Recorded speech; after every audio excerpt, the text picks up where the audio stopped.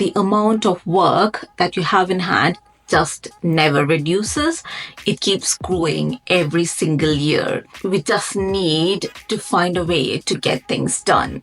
In today's video, I'm going to share with you 5 steps that I personally follow to get things done. Step number 1 is to have an overview plan of your works. It's more like a bird's eye view of what you have planned for this week, for this month, and for this quarter. 3 months timeline is usually sufficient for me, but really depends upon your personal situation as to what time duration should this planning be for. I've got a calendar for my work, which is shared with my workplace colleagues, so they can see what I'm up to for the next 3 months.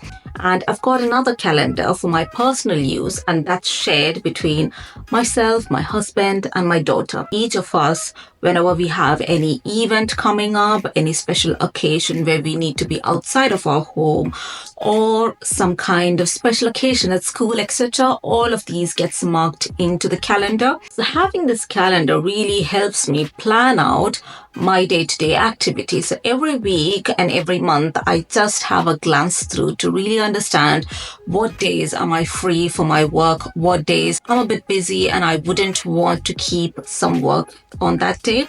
So really having this written and put on somewhere in your home is going to help you and your family members as well understand when you're going to be there, when you're going to be outside, what work can be done on what day. The calendar thing has been really helpful for us. It's just really simple. I googled blank calendar, printed them out for the entire year, and I've hung them at a common place for all of us to see and input the details every time we remember something. The second point is to have established routines.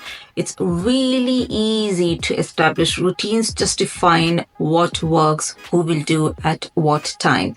And then once you establish the routine, everything just moves like a well-oiled machine. It just works perfectly. You don't need to interfere and remind somebody, did you do that? Did you do this? A very simple routine that we have is our bedtime routine. 8:30 is the time when I get into the washroom and I do my nighttime cleansing, brushing my tooth, etc. And then 8:45 is when everything gets switched off in the ground floor. TV is off, lights are off, and we are upstairs. And then we've got some family time going and everyone takes their turn to get into the washroom. And by 9 o'clock, all of us are in the bed. It just makes sure that you don't need to be reminding somebody to switch off the TV, please, and come on, it's 9 o'clock, come on, it's 9:15. It's just a routine which is set. And by this way, I can be sure that I can commit to doing something from 9:30 to 10:30, no matter what. If I didn't have a routine, I am pretty sure that I'd still be behind Grace asking her to switch off the TV at 9:30.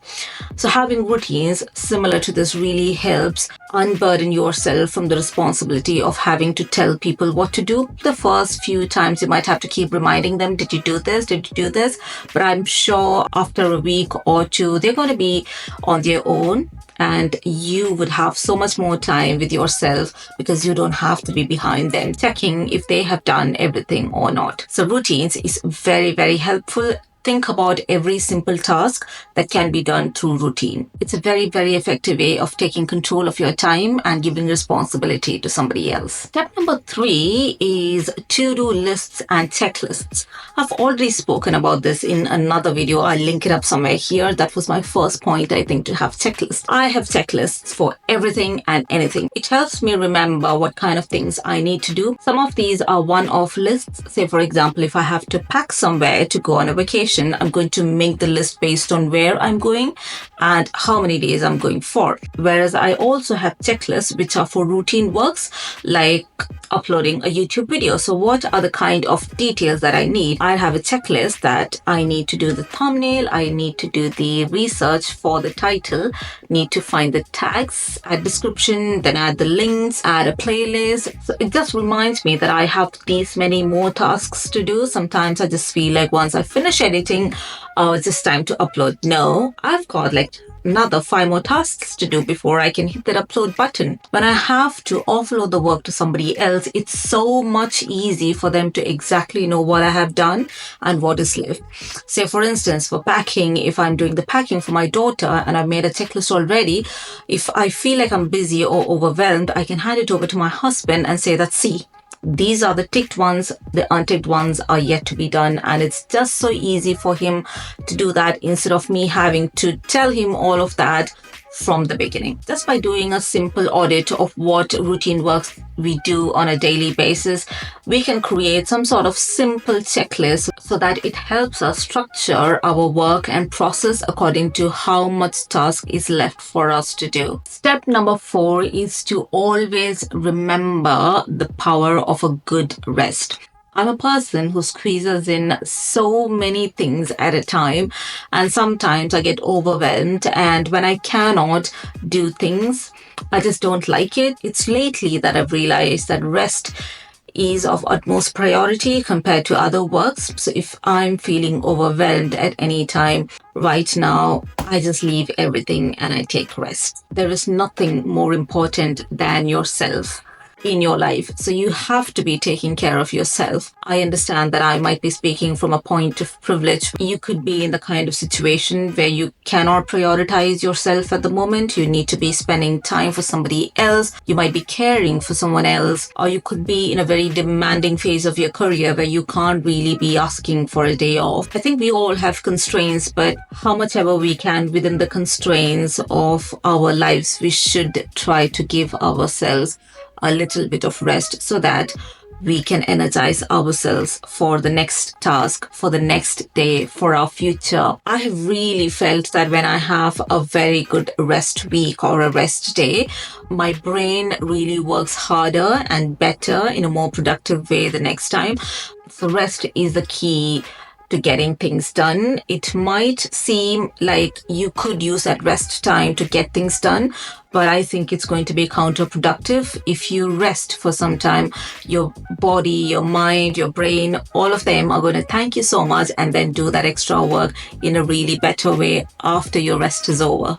The last and the final step is to avoid squeezing in work between 10 to 15 minutes of breaks. What I found myself doing the most was that if I have a meeting ending at 11 and another meeting starting at 11:15, I've got that 15 minutes window and I start cramming in some work and I don't really get anything done, but I just wasted that 15 minutes trying to get that work done. What I have realized that certain kind of tasks can be done in like 10 to 15 minutes, but certain other kind of work really need a long time. So if I have to reply to emails or jot down the tasks for the day, it doesn't really take so much of my brain work.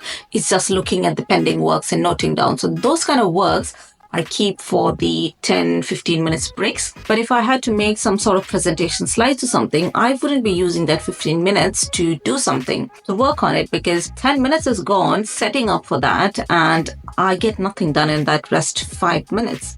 So the kind of work that require the logical and creative side of my brain, I don't set a stringent time limit. Whereas the other kind of works, which is more straightforward, 1 or 0, yes or no kind of works, I can squeeze in within that 5 to 10 minutes. So I have caught myself doing the very same thing for recording YouTube videos. If I have that half an hour slot, I cram in a shoot of YouTube video.